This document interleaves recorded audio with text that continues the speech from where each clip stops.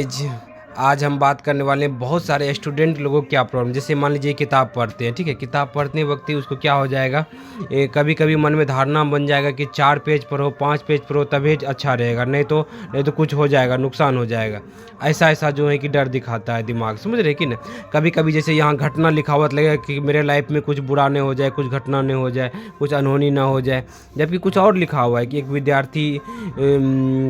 विद्यार्थी के ने एक बार महत्वपूर्ण घटना, ये जो है कि उनके मन में कोई नेगेटिव चीज़ दिख गया तो लगेगा क्या मेरे दिमाग में कुछ हो जाएगा, समझ रहे कि नहीं, मेरे साथ कुछ हो जाए, जबकि कुछ भी नहीं होने वाला है, बशर्ते वो सिर्फ सोच है, कोई सच्चाई नहीं है, समझ रहे कि ना। लेकिन क्या होगा, मन में कभी कभी धारणा बन जाएगा इतना पेज पढ़ने होंगे तब ये कुछ होगा, नहीं तो जो है कुछ हो जाएगा मेरे साथ, समझ रहे कि ना।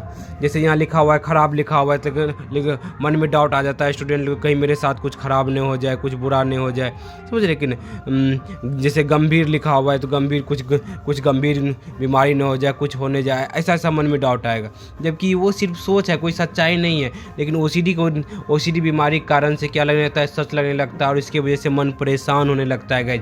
तो कभी भी अगर ऐसा आपको आ रहा है तो घबराइए नहीं, ये ऐसा पहले मुझे भी होता था, लेकिन हमने जब इस बीमारी से बाहर निकलने क्या रास्ता अपनाए कि जब जो है कि जैसे ही आया तो हम समझे कि ये सिर्फ सोच है, सच्चाई नहीं है। तो हमको डर लगता था, लेकिन हम क्या किए, पढ़ते जाते थे, उस डर घबराहट को सहन कर तसल्ली के लिए बार बार जो है कि मन कहता था 4 पेज पढ़ने के लिए, हम कहते नहीं, हम 1 ही पेज पढ़ेंगे, देखते हैं क्या होता है। मन कहता था, हम धारणा तोड़ते थे कि इतना बार नहीं करना है, मन की बात नहीं सुनते थे, समझ रहे कि नहीं, क्योंकि मन की बातों को नहीं मानना, मन आपको फंसाएगा, ओसीडी फंसाता है आपको।